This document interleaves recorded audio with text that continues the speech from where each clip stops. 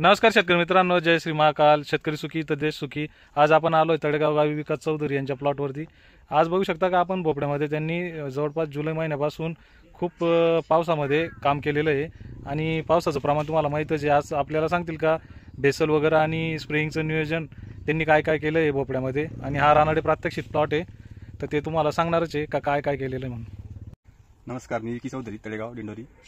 मी 13 जुलैला हा भोपळा लावला किती येणार तर याच्यामध्ये पाटील सरांच्या मार्गदर्शनाखाली बेसल डोस टाकला आरडीचा आणि त्याच्यानंतर आज परत मिकनिक आणि कॅल्शियम हे सोडलेलं आहे. आतापर्यंत माझी हालचाल गेलेली आहे. अजून पुढे परत सरांच्या मार्गदर्शनाखाली अजून आता आपण बेसल डोस सेकंड टाकणार आहे. बरोबर. आता आपण क्वालिटी बघू शकता. अशा स्वरूपात आपल्याला क्वालिटी आहे जवळपास भोपळ्याची. कुठल्याही पद्धतीची त्यांनी खूप, आता जर पाहायला गेलं तर खूप पाऊस आहे. खाली बघू शकता का अशा पद्धतीने त्यांनी खूप मेहनत घेतलेली आहे. काम जर पाहिलं तर खूप सुंदर काम केलेलं आहे त्यांनी, आणि भोपळ्यावरती कुठल्याही पद्धतीचं स्पॉट नाहीये. आणि खाली बेसल डोसचं जर वेळेस मी तुम्हाला जसं सांगतोय का बेसल का टाकावं, तुम्हाला आताही उदाहरण देतो मी लाईव्ह. हे बघू शकता, पेपर पाडला ना तर ही आम्ही डोसेस टाकलेले आहे बा. का अशी पद्धतीने मुडीला खायला होतं. माझं सांगण्याचं प्रत्येक वेळेस उद्दिष्ट तेच आहे का जिथं जिथं तुम्ही रासायनिक खतं किंवा एनपीके मायक्रोन्यूटन तुम्ही सेकंडरी टाकणार आहे तर मुडीची तुम्ही संख्या बघू शकता का मुडी कार्यरत राहते आणि त्याला खायला भेटतं. कारण खूप मोठ्या प्रमाणात पावसाचं प्रमाण वाढतच चाललंय आणि आता इथून वळीचे पाऊस सुरू होणार आहे. आता किती होतील काय होतील हे निसर्गावर अवलंबून आहे, पण आपलं काम आहे का झाडाला त्या पद्धतीने न्यूट्रिशन देणं. आपण बघू शकता का कीर्ती विनारचा प्लॉट आहे.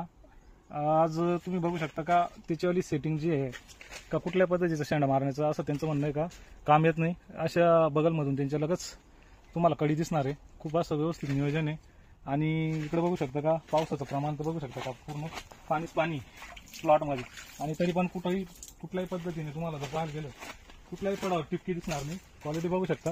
खूप असं सुंदर त्यांनी नियोजन केलेलं आहे आणि 1000 जाडी गेलेली आहे. आता इथून आता आपण परत सेकंड डोस बेसल घेणार आहे. इथं आता पेपरमध्ये या हिशोबाने आता इथं पेपरमध्ये आपण बेसल डोस टाकणार आहे. आता बेसल तर इथं आधी टाकेलच होता, परत डीएपी वगैरे टाकलं होतं त्यांनी.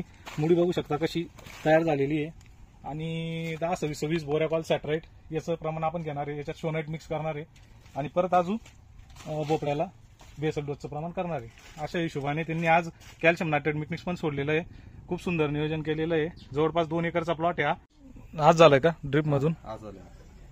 हे 2 लिटर एकरी प्रमाण मिक्सचं त्यांनी आज सोडलेलं.